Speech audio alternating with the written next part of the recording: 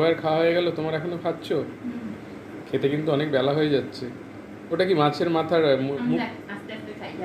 ও তুমি আস্তে আস্তে খাও। এটা কি মাছের মুড়িঘণ্টর মাথা?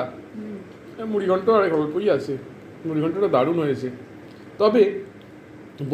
তবে বন্ধুদের কথা অনুযায়ী আলু দিয়ে মাছের মাথা দিয়ে মুড়িঘণ্ট খেলাম গোবিন্দভোগ চাল দিয়ে, আর আজকে তুমি করেছো পটল দিয়ে। হেল অ্যান্ড হেভেন্স ডিফারেন্স। পটল দিয়ে এটা কী সুন্দর মাখো মাখো, কী সুন্দর লাগলো। আসলে হয়তো আমি এটা খেয়ে অভ্যস্ত,